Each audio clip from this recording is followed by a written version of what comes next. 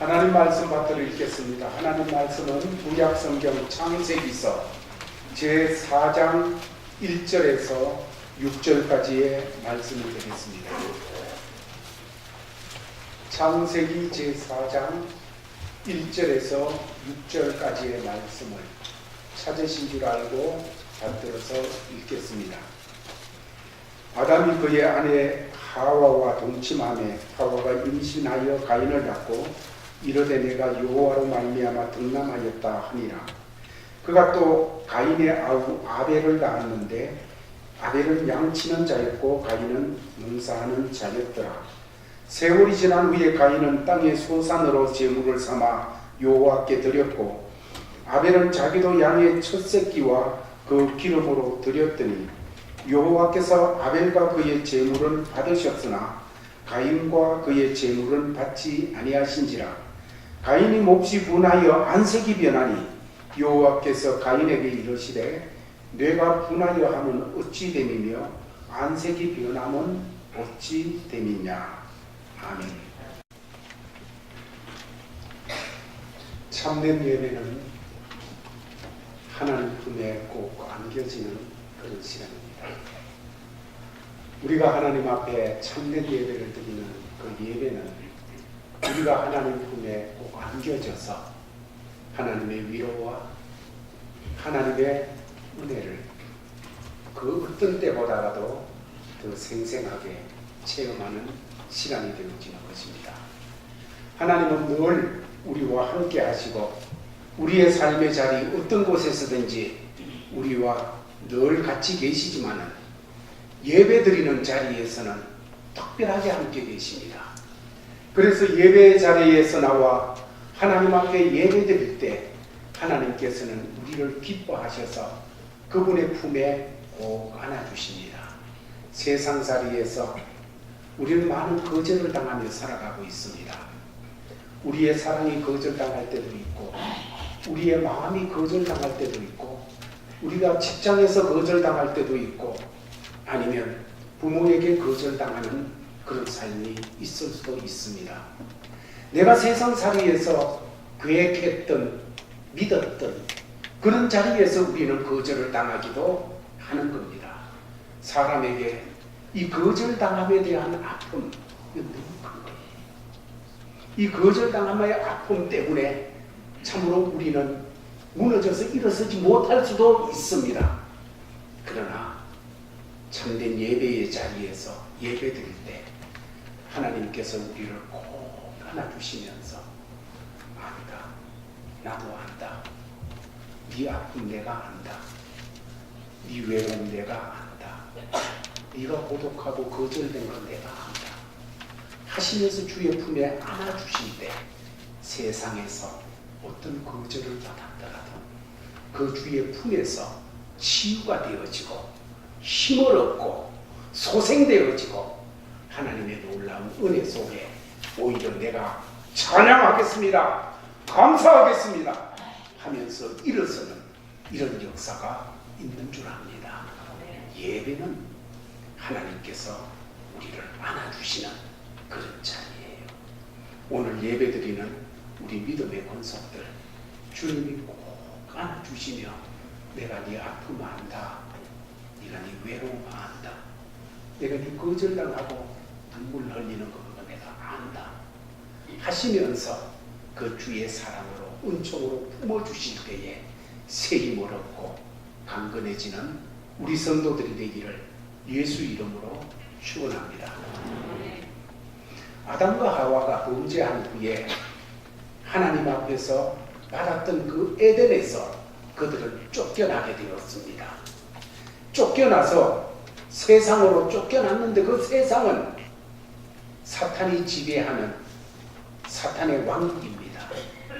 그곳은 죄 때문에 저주를 받아가지고 땅이 가시와 엉겅퀴를 내는 그런 땅이었습니다. 그곳에서 아담과 하와가 살아가면서 이제 삶을 꾸려나가다가 오늘 성경에는 가인과 아벨을 낳게 되었다 하는 말씀을 주고 있습니다. 가인과 아벨을 낳고 나서 얼마나 기뻤을까요? 그러나 그 기쁨 그렇게 오래 가지 못했습니다. 왜냐하면 자기 아들이 자기보다가 먼저 참으로 죽게 되어지는, 그것도 형의 손에 의해서 죽임을 당해야 되는 그런 모습을 보게 되었기 때문입니다. 오늘 말씀은 가인과 아벨이 이제 나이가 든 후에 하나님께 나아간 이 문제를 지급하고 있는데, 이 말씀을 통해서 우리의 예배에 대해서 조금 더 접근하면서 하나님 앞에 예배를 통해서 은혜를 회복하고 새로워지는 우리 믿음 공동체가 되어지기를 주의 이름으로 축원합니다.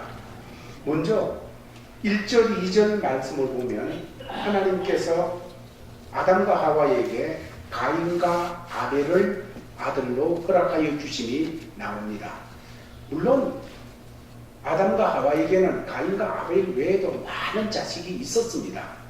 그러나 예수 그리스도를 증거하기 위해서 나타낸 성경을 통하여 우리에게 말씀하실 때에는 가인과 아벨 그리고 셋 이렇게만 나타내도 되어지기 때문에 성경에 가인과 아벨을 기록하고 있는 오늘 본문의 말씀을 우리는 대하게 되어집니다.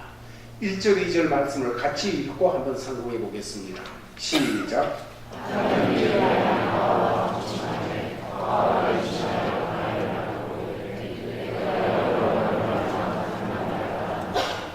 예, 됐습니다. 여기까지만. 이제 아들을 낳고 나서 이 하와가 고백하는 내용입니다. 뭐라고 고백을 하는가 하면 내가 여호와로 말미암아 등남하였습니다. 아들을 낳고 나서 해야 될 얘기가 많이 있겠죠. 고백하고 싶은 마음속에 담겨진 많은 내용들이 있을 겁니다. 사람마다 아기 낳고 나서 해야 될 얘기가 각각 다를 수도 있고 참 많이 있잖아요. 그런데 이 하와는 아기를 놓고 나서 하는 얘기가 내가 여호와로 말미암아 등남했습니다. 이런 고백을 하게 되어졌습니다. 왜 그런 고백을 할까요? 이 속에는 그냥 우연한 것이 아니고 믿음이 들어있고 신앙이 들어있다고 생각이 되어집니다. 왜 그런가 하면 아담과 하와가 범죄한 후에 하나님께서 찾아오셔서 그들에게 말씀하시는 것을 하와는 직접 듣기도 했고 간접적으로 듣기도 했습니다. 먼저 이런 고백을 하게 된 것은 창세기 3장 15절에서 하나님께서 이 뱀에게 저주하시면서 하시는 말씀, 그 말씀을 하와는 담고 있었는 줄 압니다. 그때 하나님께서 하시는 말씀이 내가 너로 여자의 원수가 되게 하고, 다시 말해서 뱀에게 말하기를 여자와 원수가 되게 하고 내 후손도 여자의 후손과 원수가 되게 하겠다. 그렇게 하면서 여자의 후손은 너의 머리를 상하게 할 것이요 너의 정수리를 상하게 할 것이요 그리고 너의 후손은 여자의 후손의 발꿈치를 상하게 할 것이다. 이것이 최초에 나타난 이 말씀의 복음인데, 이것은 여자의 후손인 예수 그리스도를 통하여 뱀의 후손인 사탄의 권세와 사탄의 모든 것을 깨뜨리고 우리를 구원하신 그 사역에 대해서 최초에 나타나는 하나님의 선언의 말씀입니다. 이 말씀을 들었습니다.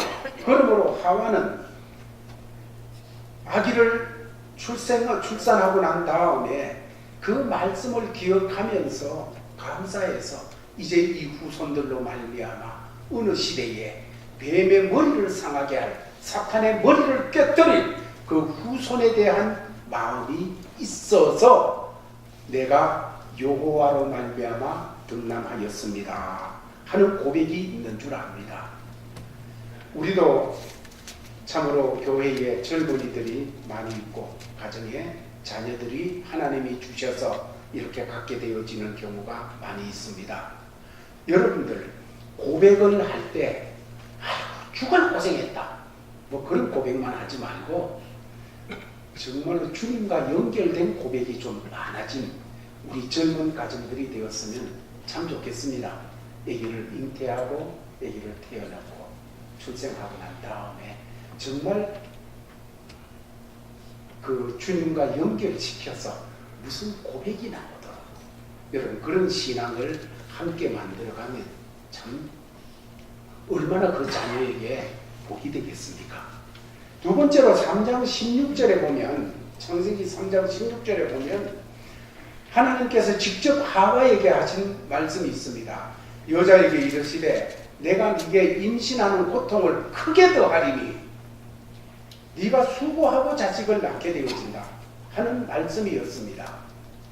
임신하는 여기는 잉태와 출산까지 포함되어진 이 말씀인데 그 고통을 크게 더하리라. 하와가 이제 아기를 출산하게 되어지면서 얼마나 고통이 심했겠습니까? 그 고통이 심할 때 먼저 생각되는 것은 내 죄 때문이구나. 하나님 잘못했습니다. 살려주십시오. 하나님 은혜 주십시오. 아마 그런 마음이 있었으리라 생각이 되어집니다. 또한 그리고 난 다음에 아기를 출산하고 난 다음에 하나님 감사해요. 하나님 고마워요. 하나님께 감사가 있는 줄로 생각이 되어지는 겁니다. 가인을 낳게 해주신 이 사건 속에서 아담과 하와는 죄에 대해서 회개하는 마음이 있었을 것이요 여자의 후손에 대한 기대와 회복해 주시는 하나님의 은혜에 대한 감사가 있었으리라 생각해서 그래서 이런 고백이 나오게 되었으리라 생각하게 되어집니다. 이렇게 해서 아담에게서 가인과 아벨이 태어나게 되어집니다. 이제 3절 4절 말씀을 보게 되면 이 가인과 아벨이 자라난 다음에 같은 날인지 다른 날인지는 모르겠습니다. 하나님 앞에 제사를 드리는 그런 내용이 나타나 있습니다. 3절 4절을 같이 읽겠습니다. 시작.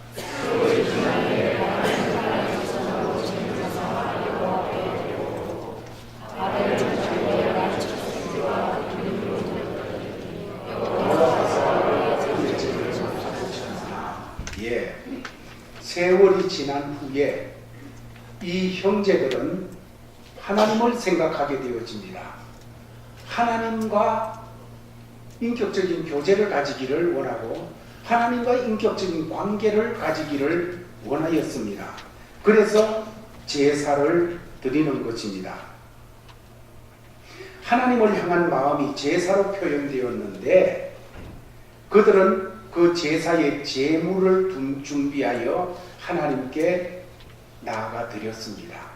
제물이라는 것은 제사의 예물이라는 것인데 오늘 본문에 제사를 드렸다는 표현은 없지만은 제물을 가지고 갔다 하는 것은 제사를 드렸다는 것이 전제되어지고 있는 그런 말씀입니다.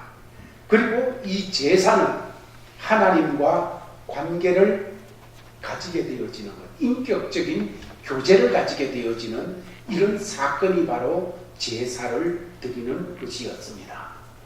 하나님과의 교제는 제사를 통하여 나타나게 되었는데 가령 사람들이 조상에게 제사를 드리고 안 믿는 이방인들이 우상에게 제사를 드리는 것은 어떤 초자연적인 존재와 영적인 존재와 관계를 인격적인 관계 그리고 그들에게 무언가 좋은 관계를 가지기를 원하는 그런 바탕 속에서 그것이 잘못된 것이지만은 그들은 그렇게 하고 있는 것이지요.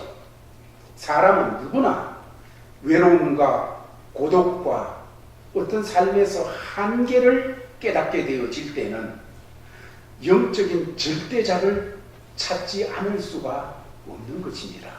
그게 본성이에요. 그런데 그 하나님을 찾아 나가는 것은 쉬운 일은 아닙니다. 오늘 본문 말씀에도 가인과 아벨이 하나님을 정말 그들 스스로 인격적으로 찾아서 나간 것은 세월이 지난 후에 이렇게 표현하고 있습니다. 세월이 지난 후에라는 이 단어는 많은 시간이 지났다는 것입니다. 많은 날들이, 많은 횟수가 지났다는 것이 포함되어 있는 그런 말이 되어지겠지요. 그런 후에 그들은 하나님 앞에 제사를 드리게 되어진 것입니다. 사람은 하나님이 창조하신 피조물이요, 하나님의 형상대로 지음을 받은 이런 존재이기 때문에 본능적으로 하나님과 영원한 관계를 인격적으로 가지기를 원하고, 하나님과 깨뜨려진 관계가 있으면 그 관계를 회복하기를 원하는 이런 마음이 속에서부터 우러나오는 것입니다. 사람이 범죄하기 전에는 제사라는 것이 없었습니다. 왜냐하면 항상 하나님을 만나고 하나님과 교제하고 하나님과 동행했기 때문입니다. 그러나 죄가 사람에게 들어오자 하나님과 가졌던 아름다웠던 에덴의 관계가 깨뜨려지게 되고 단절하게 되었습니다. 영적인 교제가 단절되었고 에덴에서 쫓겨나게 되었습니다. 그때부터 인생의 가장 큰 고독은, 가장 큰 고통은 돈이 없거나 먹을 것이 없거나 직장에서 해고당했거나 사업이 잘 안 되거나 그런 것이 아닙니다. 그것이 아니라 가장 큰 고통, 가장 큰 아픔은 하나님을 잃어버림으로 말미암은 데서 오는 절대 고독입니다. 하나님을 찾지 못하면 사람은 절대로 고독할 수밖에 없습니다. 영혼의 고독이에요. 생명의 고독이에요. 사람들은 하나님을 만나고 싶어하고 하나님을 가까이 하기를 원합니다. 그러나 그것을 못하게 되어져요. 왜냐하면 죄 때문입니다. 인간의 죄는 하나님과 인간 사이를 갈라놓게 되었습니다. 그러므로 누구든지 하나님 앞에 나가 인격적인 교제를 가지기 위해서는 이 죄 문제가 먼저 처리가 되어져야 됩니다. 하나님은 거룩하신데 사람은 죄인이 되어 더러워져 있기 때문에 하나님은 그 죄인을 대하시면 심판하실 수밖에 없기 때문입니다. 그래서 나갈 수가 없는 거예요. 제사라는 것은 인간 안에 있는 더러운 죄를 처리하는 그런 행위가 제사라는 것입니다. 그런데 제사를 드리려면 반드시 제물이 있어야 되어집니다. 제물이 없는 제사는 세상에 아무 곳에도 없습니다. 이 제물이라는 것은 뭡니까? 곡식으로 제사를 드렸고 양으로 제사를 드렸다. 여러분, 이 제물이라는 것은 마음의 표현이요, 자기를 대신하는 것입니다. 자기를 대신하는 것. 헌금을 드립니다. 하나님 앞에.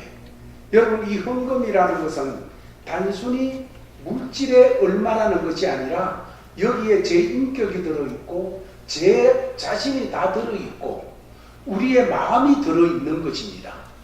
그렇지 않습니까? 그래서 하나님께서 이것을 받으실 때에 물질만 받으시는 것이 아니라 아벨과 그의 제물을 받으셨다. 가인과 그의 제물은 거절하셨다. 이렇게 같이 취급하는 것을 동일시하여 받으시고 거절하시는 이런 역사가 있음을 성경은 우리에게 보여주고 있습니다. 오늘 본문에서도 가인과 아벨도 각기 제물을 가지고 하나님께 나갔는데 하나님이 가인과 그 제물은 안 받고 아벨과 그의 제물은 받으셨다. 제사를 드리는 것은 정말 귀한 일이지만 하나님이 받지 아니하시는 제사도 있다는 것, 이거는 우리가 만사를 제쳐두고 주일날 하나님 앞에 나와 예배를 드리더라도 하나님께서 어떤 사람의 예배는 기쁘게 받으시고 어떤 사람의 예배는 거절하시고 있다는 사실을 깨우쳐주는 말씀입니다. 이건 참으로 심각한 것이지요. 하나님께서 받으시는 예배가 있고 거절하시는 예배가 있다. 하나님이 어떤 예배를 거절하십니까?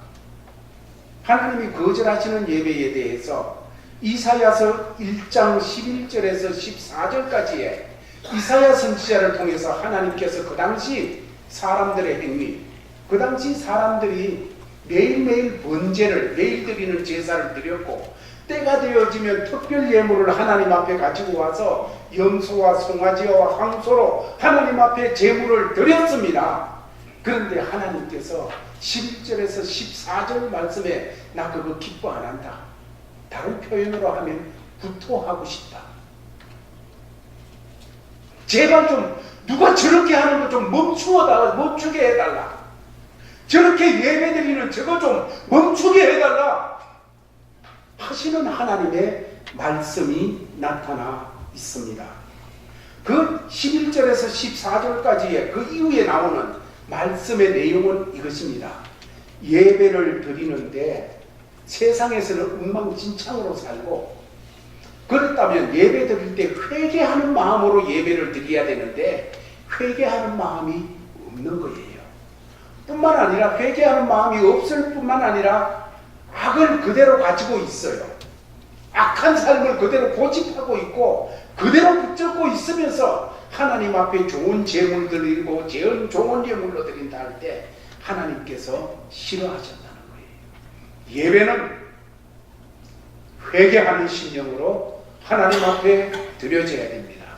말할 수 없는 은혜를 받았으면서도 그 은혜에 합당하게 응답하지 못하며 살았고, 예수 그리스도의 말할 수 없는 구속의 은혜를 받았으면서도 그 믿음으로 살지를 못했고, 하나님의 놀라운 은혜에 우리가 믿음으로 반응하지 못하며 살고 내 마음대로 살았던 이런 삶에 대해서 참으로 그것을 버리는 마음으로, 회개하는 마음으로 하나님 앞에 찬송 부르고 기도하고 말씀하고, 마태복음 5장 23절 24절에 보면 예수님께서는 이런 말씀을 하셨습니다. 거기에서 너희가 예물을 제단 앞에 드리다가 형제에게 원망 들을 만한 일이 생각나거든 예물을 그 제단 앞에 두고 가서 형제와 먼저 화목하고 사화하고 와서 그 다음에 예배 드리라. 뭔 말입니까? 남을 미워하고 악한 마음을 가지고 있고 교만한 마음이 되어져서 그걸 풀지 아니하고 그대로 있는 속에서 예배 드릴 때에 하나님이 받으시지 않으신다는 말씀을 말씀하고 있는 겁니다. 하나님은 우리를 받으시기를 원하시고 안 하시기를 원하십니다. 그러나 바로 그런 마음으로, 이런 마음으로 하나님 앞에 설 때 하나님이 받으실 수가 없습니다. 그러나 하나님이 받으신 예배가 있습니다. 받으신 제사가 있습니다. 아벨의 제사입니다. 오늘 본문 말씀에서도 이 말씀을 말하고 있었지만 3절에서 말씀했지만 이 3절 말씀을 성령께서는 히브리서 기자를 통하여서 우리에게 풀어서 잘 깨닫게 하여 주고 계십니다. 히브리서 11장 4절 말씀입니다. 우리 같이 읽겠습니다. 시작.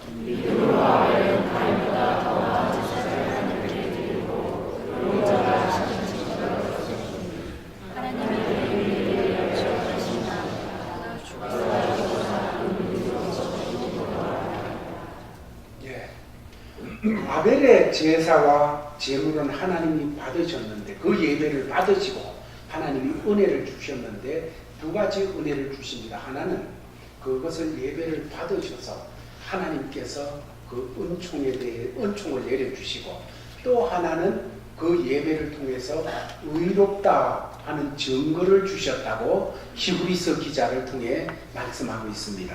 첫 번째로 믿음으로 아벨은 가인보다 더 나은 제사를 드리고, 아벨이 가인보다가 더 나은, 여기 더 낫다 하는 이 단어는 더 적합하다, 더 가치 있다 하는 그런 뜻을 가진 단어가 되어집니다. 하나님이 받으시기에 더 적합한, 더 가치 있는 이런 제사를 하나님 앞에 드릴 수 있었던 것은 믿음으로 드렸기 때문이다. 그러면 이 믿음이 어떤 믿음일까? 제가 지난해인가 언제 이 본문 가지고 한번 말씀을 전한 적이 있습니다. 그때는 이 말씀에 대해서 그냥 믿음으로 드렸기에 더 나은 제사다 하는 부분만 말씀을 드렸는데, 말씀을 묵상하다가 보니까 이 믿음이라는 것이 어디서 나왔을까 하는 것을 생각해 보게 되었습니다. 여러분, 아벨은 믿음으로 하나님 앞에 더 적합한, 받으시기에 합당한 예배를 드렸는데, 히브리서 기자는 말씀을 이 부분에 대해서 구체적으로 어떤 믿음이었는가 하는 걸 말하지 않습니다. 그러나 자세히 보게 되면 히브리서 11장에는 믿음의 선진들에 대해서 말씀을 하는데, 그들의 믿음은 갑자기 그냥 나 하나님 믿어요 이랬게요 하면서 일어선 믿음이 아니고, 아벨로부터 시작해가지고 아벨, 에녹, 노아, 아브라함, 사라, 모세 이런 순서로 쭉 이름들이 나오게 되어지는데, 이들이 가진 믿음이라는 것은 그냥 갑자기 만들어낸 믿음이 아니고 계시의 신앙, 다시 말해서 하나님께서 보여주셨습니다. 가르쳐 주셨습니다. 말씀하여 주셨습니다. 이 하나님이 계시하셨다는 것인데, 그게 근거해서 믿는 신앙이 이 믿음의 모델들에게 다 나옵니다. 아벨에 대해서는 그 부분이 표현 안 되었지만은 그 다음부터 나오는 모든 사람, 에녹 하나님의 말씀을 듣고 주님과 동행했습니다. 노아 그냥 심판이 있을 건데 갑자기 깨달아져서 방주 만든 것이 아니라 하나님의 말씀을 받고 방주를 만들게 되어졌습니다.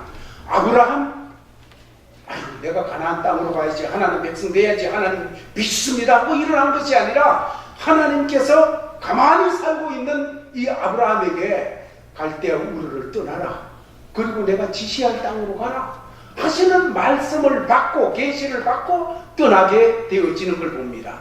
사라도 마찬가지입니다. 아들을 얻었습니다. 어떻게 해요? 하나님의 말씀을 믿음으로, 생산할 수 없는 그런 모든 조건인데 아기를 가지게 되었다, 이렇게 말씀을 하고 있는 것을 보게 됩니다. 이런 모든 히브리서 11장에 나오는 것은 모두 계시 의존 신앙이에요.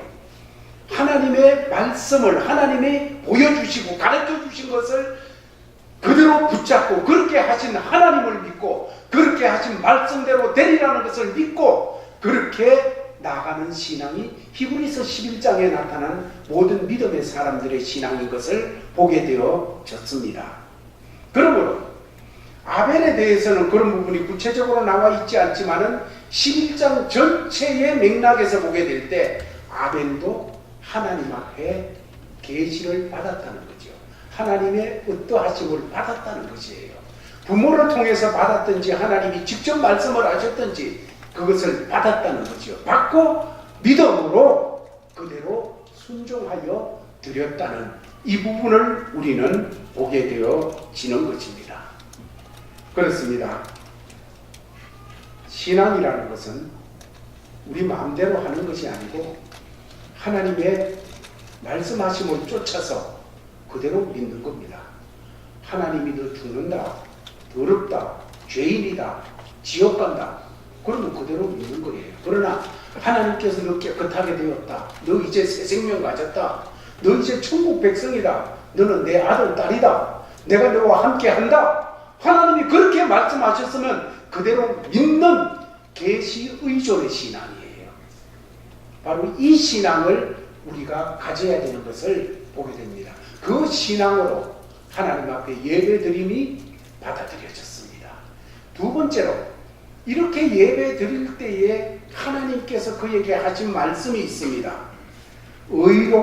의로운 자라 하는 증거를 얻었으니, 의로운 자라 하는 증거를 얻었으니, 우리가 예배 드릴 때마다 하나님 앞에 너는 의롭다 하는 이 사실을 확인하는 자리가 되어야 되고, 또 한 번 감사하는 자리가 되어야 되고, 나는 부족하고 연약하지만은 예수 보배 피로 내 모든 죄를 담당하여 주셔서 나는 하나님 앞에 예수 때문에 의롭게 되어진 사람입니다 하는 것이 예배 때마다 확인되어지고 주장되어지고 그 일 때문에 감사되어지고 하나님 앞에 감격되어지는 그런 예배가 되어져야 되는 것을 보여줍니다. 아벨이 하나님 앞에 제사를 드린 다음에 하나님께서 너는 의롭다 하시는 증거를 주셨습니다. 의롭다는 것은 죄 문제가 처리되었다 하는 말과 동일한 것입니다. 죄 문제가 처리되었어요. 아벨은 양의 첫 새끼로 제물을 삼아 하나님 앞에 제사를 드렸습니다. 아담과 하와가 죄를 짓고 나뭇잎으로 옷을 만들어 가지고 죄 때문에 오는 수치와 죄 때문에 오는 두려움을 극복하려고 했지만은 안 되었습니다. 그럴 때 하나님께서는 가죽옷을 지어서 그들에게 입혀주셔 그들의 수치와 두려움의 문제를 해결하여 주셨습니다. 가죽옷이 입혀지기 위해서는 무언가 짐승이 하나 죽어야 되어지는 이런 역사였지요. 거기에서부터 어떤 나 때문에 그 무엇이, 나 때문에 저 어린 양이, 나 때문에 누가, 나 때문에 예수가, 이런 원리가 구속 속에, 죄 문제 속에 세워지게 되어지는 이런 일이었습니다. 그렇게 해서 아담과 하와가 그런 문제가 처리되어졌는데 이와 같이 짐승을 잡아서 하나님 앞에 아벨이 드려 그것을 통하여 의롭다 하는 증거를 받게 되었습니다. 왜? 그 짐승이 아벨 대신에 피를 쏟고 죽었기 때문인 것입니다. 우리도 죄 문제가 처리되어져야 이것이 확인되어지고 고백되어지고 이것이 주장되어지는 예배가 되어져야 하나님이 기뻐 받으시고 꼭 안아주시는 그런 예배가 되어지는 것입니다. 죄가 처리되지 않았을 때의 예배는 종교행위에 불과한 것입니다. 그러나 예수 그리스도께서 나 때문에 예수님이 십자가에서 내 죄의 값을 피로써 지불하시고 날 때부터 죽을 때까지 모든 죄를 담당하여 주셔 내가 구속됐고 하나님의 자녀가 됐고 하나님 앞에 예수 통하여서 의롭다함을 받은 자가 되어진 이런 놀라운 사실, 여러분 이것이 우리 찬송 속에서 고백되어지고 찬송하는 마음 속에서 고백되어지고 기도하는 마음 속에서 고백되어지고 예배 드리면서 말씀 받는 속에서 고백되어지고 이럴 때 하나님이 기뻐하시는 거예요. 내가 하나님의 뜻대로 살지 못했습니다. 나는 그저 아무 자격 없습니다. 하나님 잘못했습니다. 그러나 예수 그리스도 안에서 이미 구속하여 주셨고 용서하여 주셨고 하나님의 거룩한 은총을 입혀주신 것 감사합니다 하면서 나가는 믿음의 예배, 하나님의 놀라운 은혜를 받는 자리가 되어지는 것입니다. 어느 날 이 가죽옷 갈보리에서 예수 그리스도께서 말아벗기시고 그분이 십자가에서 몸의 피를 쏟으시며 죽으십니다. 이사야 선지자는 이것을 보면서 그가 지은 우리의 허물을 인하여 그가 상함은 우리의 죄악을 인함이라. 그가 징계를 받음으로 우리가 나음을 입었고 그가 채찍에 맞음으로 우리가 사함을 받았다고 고백을 하면서 그의 피로 구속된 우리에게 증거하고 있는 것입니다. 그러나 가인은 거절되었습니다.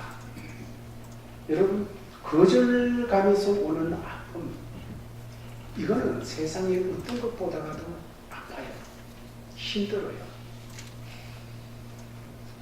어떤 사람은 내 몸이 나를 거절하기도 해요. 그게 아프다는 거지.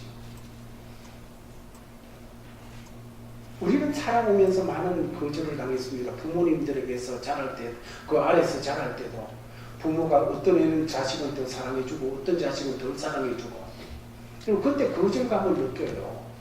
이런 것이 한두 번이면 몰라도 자꾸 쌓이게 되어지게 되면 나중에 어른이 되고 나서도 어느 자리에 갈 때 또 거절당할까봐 이렇게 두려워하게 되어진다는 것이지요.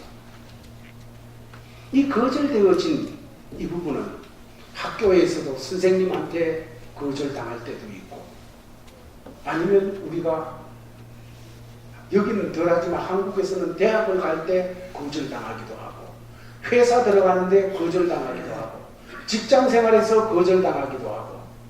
여러분, 우리는 사랑할 때도 거절당할 때도 있잖아요. 너무나도 거절의 아픔을 많이 겪게 되어졌습니다. 가인도 그래요. 가인도 지금 거절을 당했어요.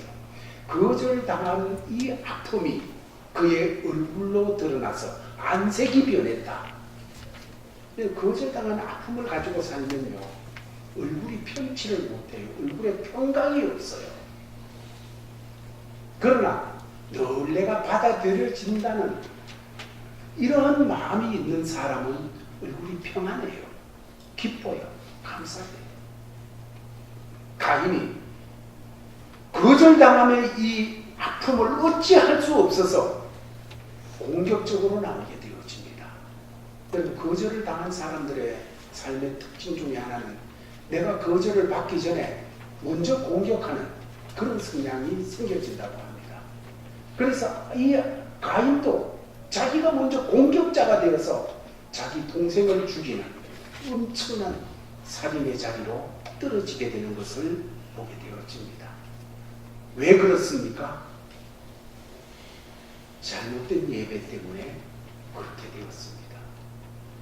하나님께 받아들여지지 않자 그것을 어디에서 그 아픔과 그 무게감을 해결할 수 없는 거예요.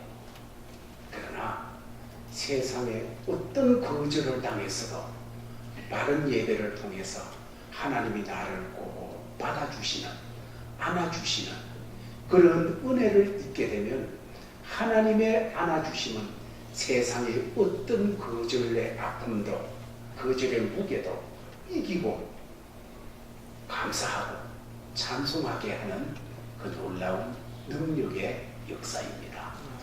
사랑하는 성도들이여, 예배 때마다 하나님이 꼭 안아주심으로 세상에서 거절당한 모든 거절이 오히려 주님의 품 안에서 주님, 나 주님 때문에 승리할게요. 주님 때문에 감당할게요. 주님 때문에 주님 영광 드러내면서 살아갈게요. 고백하는 자리가 되어져서 하나님 앞에 은혜를 덧입고 승리하는 자리로 나가기를 바랍니다. 우리 중에는 우리야 직장을 위해서 찾는 분들도 있고, 아니면 이런저런 아픔의 문제를 가지고서 하나님을 바라보는 사람들이 있잖아요. 예수 품에 꼭 안기시기를 바랍니다. 이 예배당에서만 그렇게 하지 말고 이제 우리 각 처소에서 산 제물이 되어질 때 그때마다 주님이 꼭 안아주세요. 그래서 이기는 주님의 승리에 동참하는 우리 모든 제일가족들이 되기를 예수의 이름으로 축원합니다. 하나님 아버지 감사합니다. 세상살이 참으로 아버지 하나님 만만치 않아서 특별히 이 가나다 땅에 와가지고 살아가면서 우리의 모든 것을 펼치며 살아가기에는 참으로 만만치 않습니다. 모든 것 이런저런 자리에서 거절당할 때가 참 많았습니다. 하나님, 그 아픔과 상처는 공격적으로 나타나 아내에게 나타나기도 하고 남편에게 나타나기도 하고 자식들과 어머니와 친지들에게, 성도들에게 나타나기도 했습니다. 주님, 잘못했습니다. 이제 바른 예배를 통하여, 바른 드림을 통하여서 주님의 품에 꼭 안겨져서 모든 것을 이기면서 하나님께 영광 돌리고 찬송하고 감사하며 사는 믿음의 권속들이 되게 하여 주시옵소서. 예수님 이름으로 기도하옵나이다. 아멘. 하나님, 세상이 우리를 어떻게 대하고 어떻게 우리를 취급하더라도 우리 하나님은 우리를 품에 꼭 안아주시고 내가 함께한다, 안심하라, 매니 두려워 말라 하시면서 우리의 손을 잡아주신 감사합니다. 아멘. 이 주님과 이제 같이 이 제단을 내려가 삶의 터전으로 나갑니다.